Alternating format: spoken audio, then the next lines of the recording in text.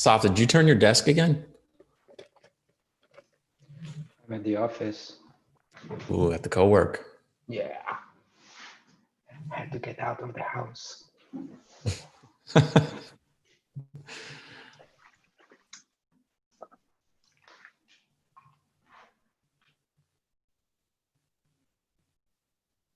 see that on YouTube. All right, so we are up and running, I think. So we'll keep this pretty usual and regular. But for those of us who maybe haven't joined us before, these are very similar meetings to what you'll see is what we do internally. And we're sharing some new technology or new to us technology today. While much of our work has to do with usually more complicated content management systems and the problems that they are frequently used to solve. We've been experimenting internally with static site generators as a way to solve different kinds of problems and how to solve them more quickly and roll things out more quickly. During the course of that, I built a personal site using 11D, which is a static site generator, the one we're going to talk about today. And I called this meeting or scheduled this meeting and was content to sort of open this up. As part of that, Alfonso on our team challenged me to, hey, if you're going to announce this, why don't you also build the Chromatic.live site using 11D? So I did that, and Alfonso helped me style it. So in about a day, we had that up and running, and the experience was pretty nice. But luckily, having gone through that experience a second time, I think I had have a stronger grasp on what was going on under the hood. So it was actually quite useful as well. So does that mean we're sold on 11D now that Chromatic.live is on 11D? Does that mean we've planted a stake? 11D first mover advantage, I guess, right? I mean, I have not built anything with other static site generators recently. I've been impressed with what I've seen with 11D, but I think by sharing some of this, it'll probably spark some new debate about, what might be the limitations. We did encounter one limitation yesterday, which I will share. Add that to my notes just to make sure I get to that. So something that was a solvable problem, but we were like, oh yeah, this would have been a solved problem in a more traditional CMS, but here we had to think a little bit outside the box on how we'd solve it. So, but I'll come back to that. I think probably the best way to start would be, I'll go ahead and share my screen and I'll show sort of the in-browser experience of the two sites that I built. And then I'll share a view of sort of the code layout, and I can give a short tour of that. And I'm happy to answer any questions as usual. And also, I think there's a few of us in the YouTube chat to raise up any questions that we can answer from there. So let me go ahead and share my screen. I will start with the much better looking, since Alfonso styled it, Chromatic.live site. Oh.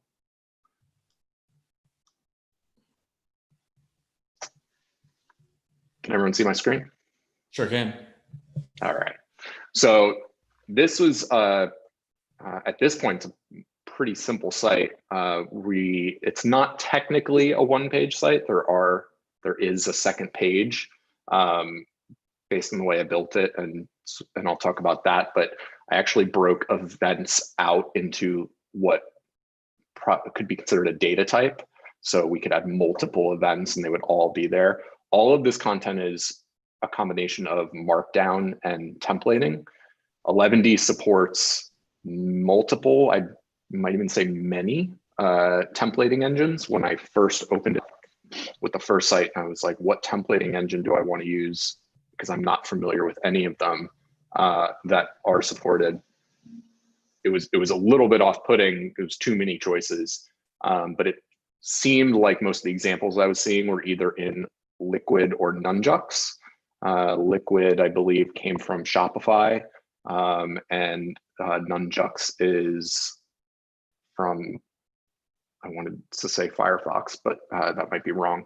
I went with Nunjux, so didn't really slow me down. I'm more familiar with Twig, and there is, I believe, an issue in the issue queue about supporting Twig in 11D, but that wasn't a much of a stumbling block for me.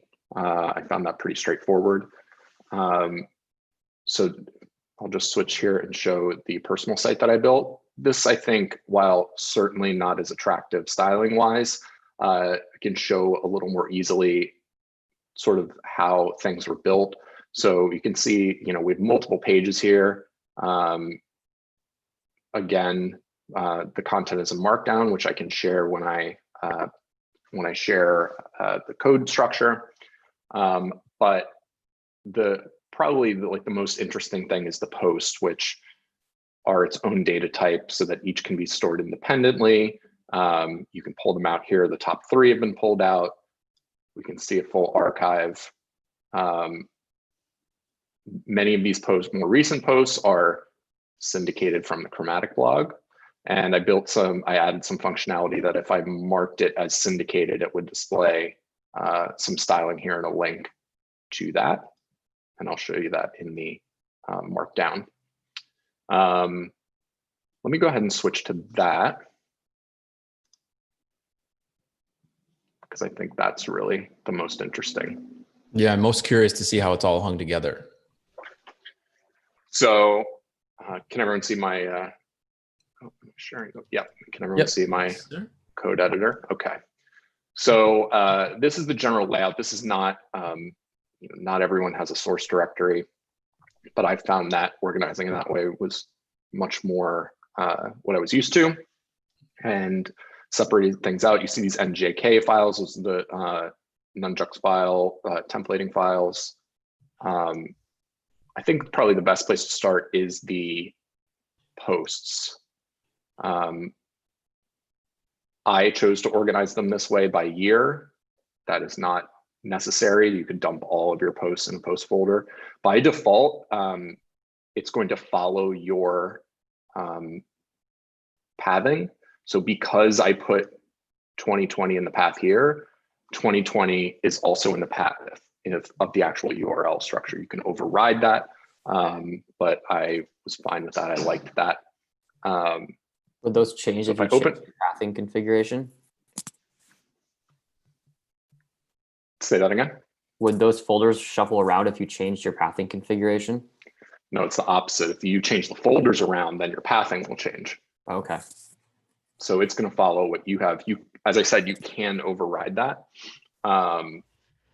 But you can see here, this is just a markdown file. This is what the post is built upon. The special stuff is up here, what they call top matter.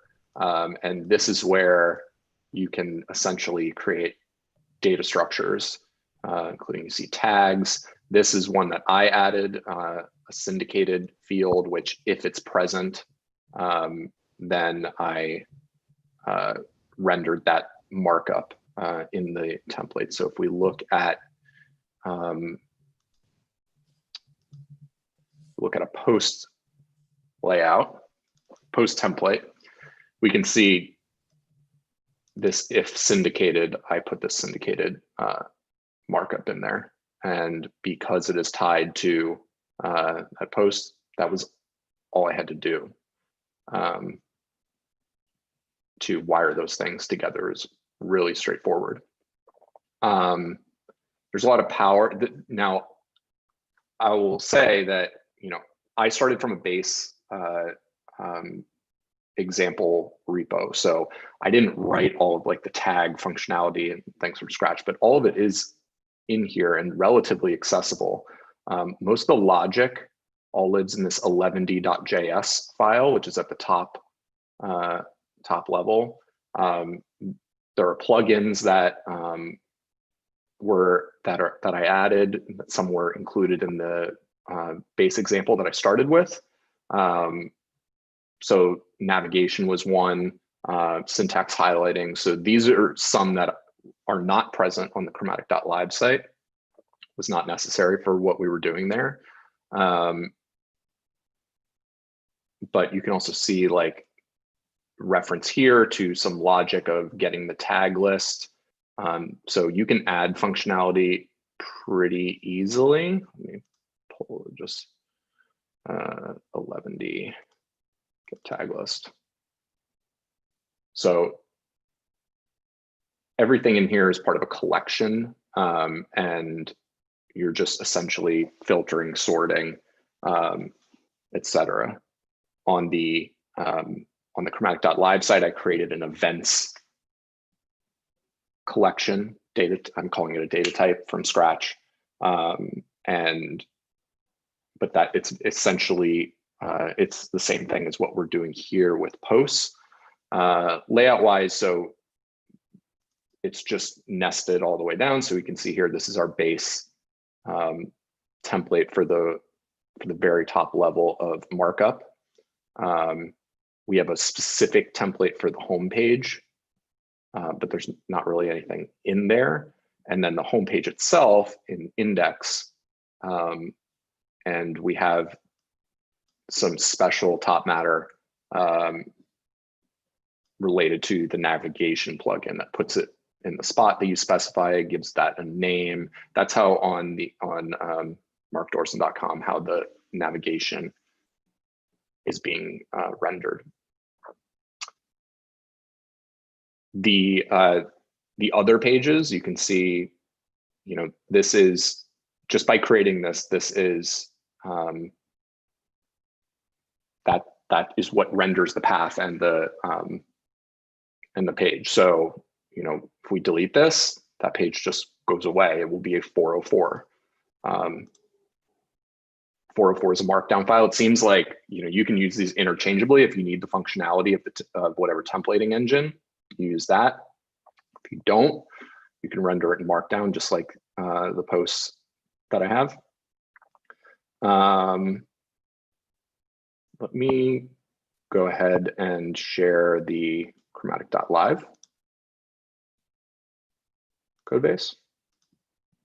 Maybe you'll get to this, Mark, but I'm curious to see like how it's all hung together and what the build process is. So like right now we're just talking about like a structure of files, and it's sort of assumed that there's some magic that 11d sprinkles on top of all of that. There's sort of deals with pathing and all that kind of stuff. But like, what's the developer experience or what's the deployment experience? Maybe you'll get to all that. Yeah, so I don't know how deep I can get into that, but it's very easy to get up and running. It's essentially let's see if it's easily visible in here. So there's a serve command that you run 11d-serve from the command line. I can share that experience. So that is probably interesting to folks.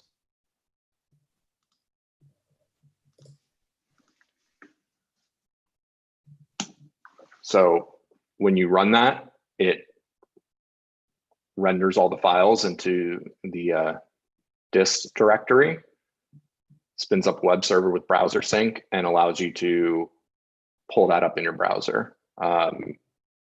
All of the logic as far as like what it's doing, well, how did it know to, the tag stuff, et cetera, that's all going on as far as I can tell so far in the 11d.js file.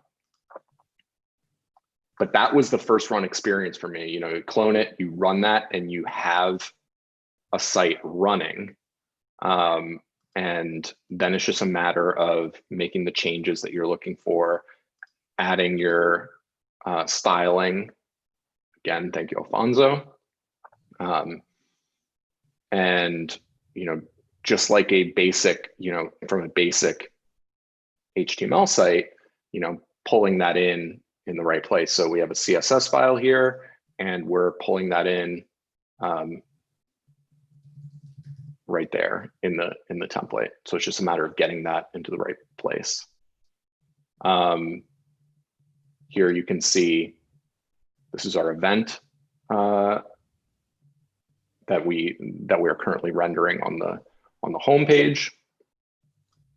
And you can see here in the index, this is how I pulled it in. Collections.events, and including this template for an events list. So very easily we could break this out and have like, we only display the next upcoming event on the home page, but then you would have a separate events page that shows all events, past events, however you want to filter it out. Each page, each event, this event does have its own page. It's not something we linked to from Chromatic.live, but just by the default of how this was configured, it has its own page at /2020 / this path right here without the .md on it.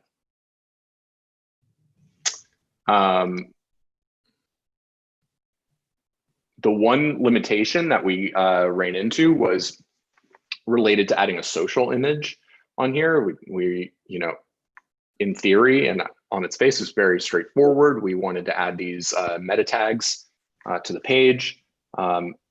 That was fine, except when we put it in a pull request and viewed it in a preview environment, which I'll mention a little bit more about in a minute, we couldn't see the URL because it was pointing to production. The URLs that we're rendering here mention the Chromatic.live domain, not the domain of our preview environment. So our initial thought was, oh, no problem. We need a relative URL. Well, it turns out that for these meta tag properties, you need a fully qualified absolute URL. So in a more traditional CMS, that wouldn't be a problem. You're rendering the page when the user is requesting it, and you can figure out what the URL is. But here, this is all rendered ahead of time. And so we didn't know what that was going to be. There's probably, as I'm even saying this now, some ways to get that at build time, since we are building this. We're not shipping the dist directory, so this actually gets built in whatever environment it's being sent to. So there's probably a way to solve this. We, as a workaround, we just shipped it as it was, and so even in our preview environments, it references the production URL. So not a totally solved, definitely a band-aid. I will show quickly also how we are. Let me go back. We're serving this on Netlify. This is all we tell Netlify. We tell them what directory is the publish directory, and we tell it what command to run, and that's it.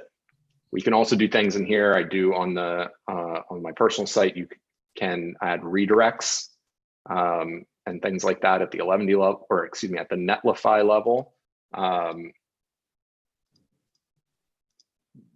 Just show that really quick. So things like that, that's only for, you know, Netlify configuration, and I will share the Netlify dashboard just to show that. So we have Netlify connected to the GitHub repository. We push to there, it builds. We create a pull request, it builds a preview environment and adds that to the pull request, similar to what we use Tugboat for on other types of projects. So you can see those deploy previews here, and our production deploys here. We don't use any of this other functionality really. We're just shipping HTML, CSS. Any JavaScript? No. So we haven't put any of that to use here. but this is all functionality related to functionality that's specific to Netlify. What questions can I answer? Well, we've got a couple that came in through the chat, unbelievably. So that's awesome. But before we get to that, like at a 50,000 foot view, you've been building stuff with Drupal and other sort of enterprise level CMSs for like decade plus, long time. Yep. This is a very different experience for you, but like what the benefits of this static site, particularly 11D, in your eyes are blank. Well, number one, it's fast. It's fast because you're shipping get static out. HTML. It's because you're shipping static HTML. It removes a whole set class of problems that you don't have to worry about. You know, we spend a lot of time fine tuning and have spent a lot of time figuring out the best practices for how to make Drupal really fast, how to make other content management systems really fast, how to make web experiences that are doing a lot in production very fast. This kind of throws all of that out the window. I think I don't have a deep background in static site generators, but I have observed from afar the evolution over the past 5-6 years or so. I think what we're seeing here is the evolution has gotten to the point where there's just a whole lot more you can do now at build time that the infrastructure just wasn't, you know, the applications weren't written yet to do that. You know, there was always, not always, 5 years ago, there were, and I might be wrong on the date range, so don't at me, but you know, in the past, I think there was more limitation about like, oh yeah, you know, you can do this smaller subset of things. But now that side of the Venn diagram has just gotten, you know, or at least the center part of the diagram has gotten bigger and bigger. Like, oh, you can accomplish a lot of this. Like now out of the box, like pretty simply, you can build tag pages and tags for your content. So we saw that on the markdorsen.com site that I built. You know, building collections of content and things like that. There are search solutions now that I didn't experiment with any of those for this, but I think that a bunch of a bunch of new functionality has been added that just gets it into a spot that it is a viable solution for a lot more people. Whereas in the past, if you wanted a certain set of functionality, you had to go with WordPress, you had to go with Drupal. That was like your, you know, for most people, that was the most feasible option. And what I'm seeing now is more and more solutions are covered by something like this. Yeah, it's sort of interesting, like how some of these tools have evolved from sort of like, I don't want to say Frankensteining might be the right word, but you can pull so many different things together that otherwise were handled with some monolith and, you know, maybe came with a bunch of features you didn't really care about. But you knew you needed to capture some content and store it somewhere. And that was like, well, you do that with like a LAMP stack or something. That's just the way you do it. Those tools were accessible. A lot of developers were trained on those things. So it like made a lot of sense to reach for those tools. But now the tools that are accessible and that people are coming up on are completely different. They're JavaScript based. And it's just really interesting to see that evolution. One last thing I would add is I think there's also there's not just the technical considerations to consider. There's also the product experience considerations from, you know, who are the people that are going to be editing the site and adding content. I am super comfortable writing in Markdown. So, you know, if somebody built this site for me and said, yeah, you just add posts or add events in the events folder in Markdown, and here's the, you know, 5 things you need to fill out in the top matter, I'd be like, great, this is so easy. I love it. But I think that's not necessarily true for everyone, not necessarily true for every one of our clients or potential clients. So I think there's still opportunities, and different tools are going to solve this in different ways. But you know, that might be an area of the Venn diagram, at least with regard to 11D, where oh, that doesn't solve all of those particular problems. Right on. Anyone else on the CHQ team have questions before I go to the few that came in on Google? I have one. YouTube? It might be a simple one. Early on, Mark, you said that this supports 2 different templating engines, right? Nunchucks or Liquid. Many others, potentially. Many others. Okay. But you just evaluated between those 2. Most of the examples I was seeing were in one of those 2. And so that's why I dialed in to those, because that's typically how I learn, by looking at examples. So that's how I ended up where I am. But yeah, there's, I think, like 8 or something like that they support, and potentially more in the future. Like I said, I did see an issue about adding Twig, or some kind of post somewhere about adding Twig support. So yeah. I guess my question was really about how you chose between those 2 more than the range of support, but I don't know that it really matters for this. Yeah, I don't know that I have a great answer other than just following the breadcrumbs of like what I was seeing in the examples. Gotcha. It wasn't I did pull the front end room in Slack, front end channel, and said, like, is there, I wanted to see if someone on the front end team was like, oh no, definitely use this one. You'd be crazy to pug. We know that. So, but I didn't get necessarily that kind of response. So I just kind of followed the breadcrumbs. Cool. All right. Well, I'm going to put you on the spot. Abby has asked, she said, I would be curious to hear about how it handles media. For instance, can it crop, resize images, etc.? So can you talk a little bit about the experience with that? Yes, I can answer the first part of the question, maybe not the second, but that is a great question. I will share. So I have an assets folder here, but I dropped images in and I just reference those from the posts. I'm not doing any kind of resizing at this point. But yeah, that's something that I know that we would be. I kind of skirted that and said, like, oh, if I was shipping this to our front end team, that would be one of the first questions, things they would jump all over, I'm sure, wanting to figure out having a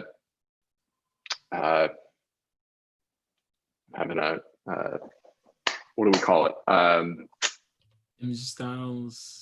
Image styles, or a more generic term for that, a non-Drupal term for that, but image optimization. What's the line for that?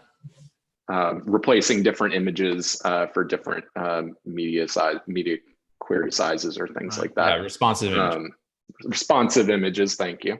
So I don't have a good answer for that at this point. If anyone is looking at the 11D site and sees anything, then feel free to jump in. I do see that there is a plugin for it. It's called 11D-IMG, and it lets you automatically generate new like cropped versions or multiple sizes, so you can do like source set and have responsive images. So yeah, and I'm just imagining how that would work. Like, it makes sense to me, like how at build time it's going to generate those, and I don't think there's any technical reason why that's not possible. Yeah, I mean, if there's a plugin, it's presumably you would be throwing some configuration at it, and there would be like templates alongside that would render an image. So when you're referencing an image, the pipeline would take care of that and look at your config and like, okay, we need these croppings, and here's the output. This template is going to output these. Yeah, that makes a lot of sense to me. That was going to be my guess, is like, oh, well, I see that there's some sort of plugin ecosystem because you were referencing like a markdown plugin and certain things. So much like we would be doing, like if we're building a Node app or something, we'd probably just go look for what sort of plug, or in Drupal, what module provides this for us, or what can we steal from that. I think that makes a lot of sense. And the plugins are all JavaScript, and from what I'm sure they can get very complicated, of course, but once I started digging in the right direction, it was pretty apparent to me, like, oh, this is what's going on here. This is how this is being done. It was pretty discoverable. Right on. We had another question from Kareem. He said 11D versus Gatsby versus Tome ? Which I think is really a question about other tools that are out there. And before you answer, Mark, or anyone else, we have a static site generator series coming out in the near future that will kind of cover some of the pros and cons of the tools that we're evaluating. But Mark, from your perspective, you've seen us, did on a previous show and tell, we were talking about Gatsby in depth, and we had learned all about sort of the pros and cons of that. What sort of things do you have to offer in that regard?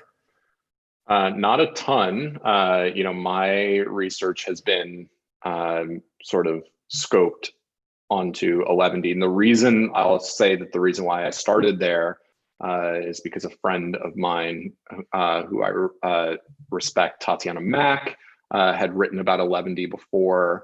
And I was like, well, if Tatiana thinks this is a good tool, then that's where I'm going to start because I trust her. So that's where I started here. And so what I can say is that I've been impressed with 11D and I would use it again.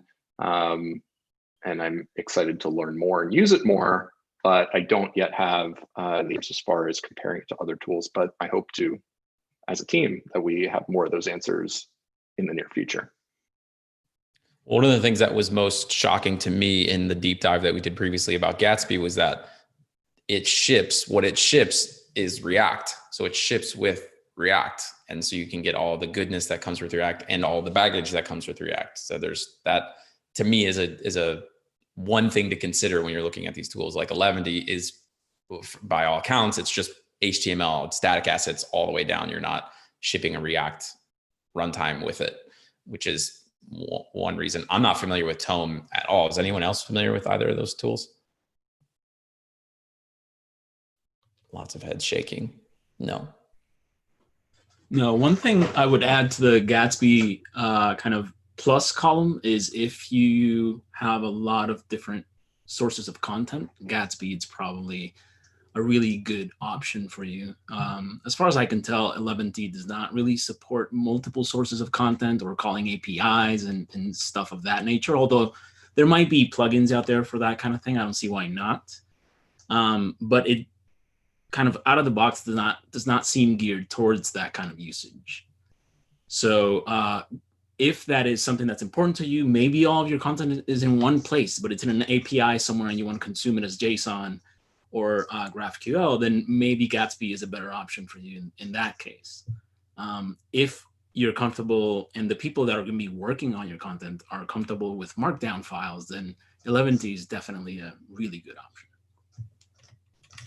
Either of the tools could be wired up as a front end to some unknown backend, though, right? It's like, as long as it seemingly, by all accounts, 11D could accept all different kinds of content. So if you had like a WordPress backend, if those could get exported into some format that 11D can consume, there's no reason that it couldn't be the front end. Now, we've been talking about like pairing Gatsby with a Drupal backend or a WordPress backend for the reasons that Alfonso just illuminated, which is that it's sort of agnostic to where your data source is coming from. There's a number of different ways that you can glue those bits together. So is that true for 11D, or did you stumble into any of that in your research, Mark?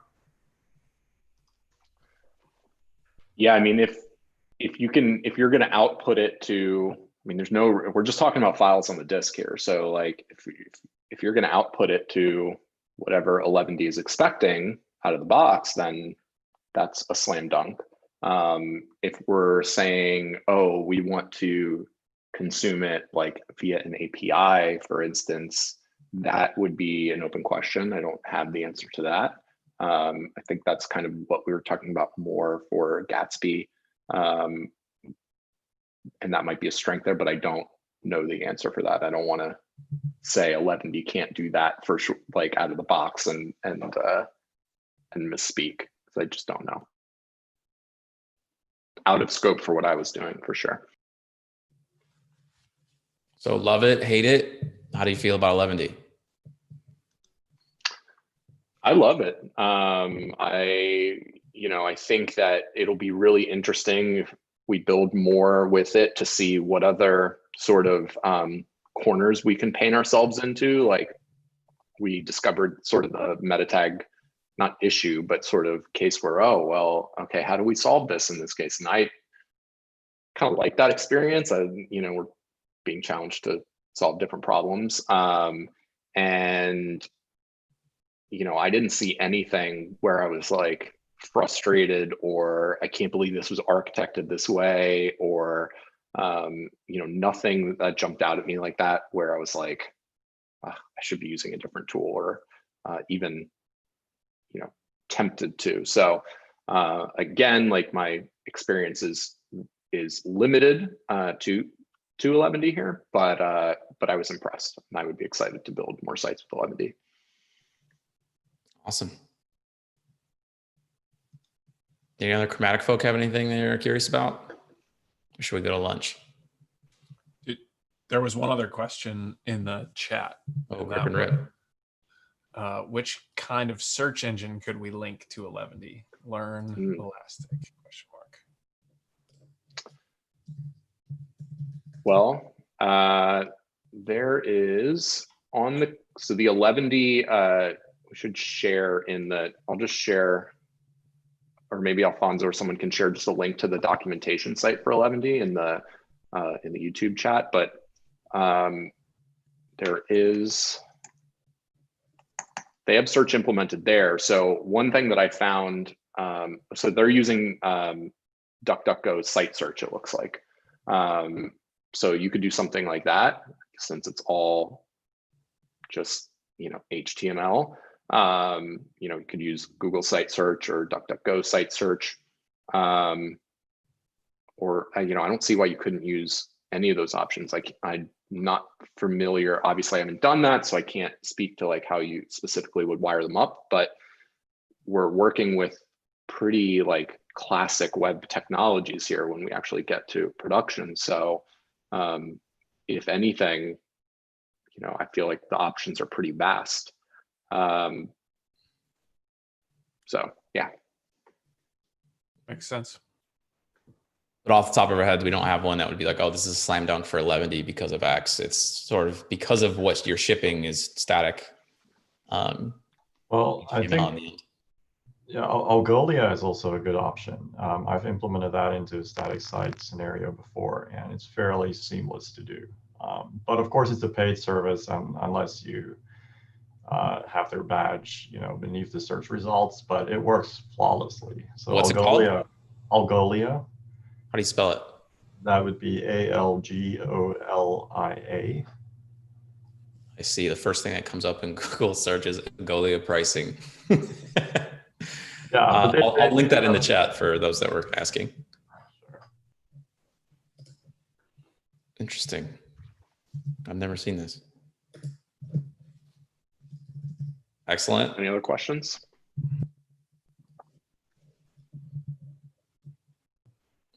Yeah, just to wrap up, I would say, like, one of the, and to add on to that search question, I think one of the pros here is when we ask these questions, one of the benefits is that because we are ending up in here with classic web technologies, in many ways, it simplifies things.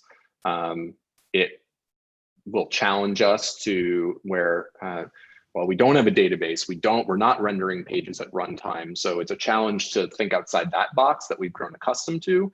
But when we're talking about services or how to integrate or things like that, in some ways it, increases our scope, because it doesn't have to be a search engine, search technology that, or I'm using search as the example here, but it really applies to just about anything where it doesn't have to work with Drupal or WordPress or whatever it is.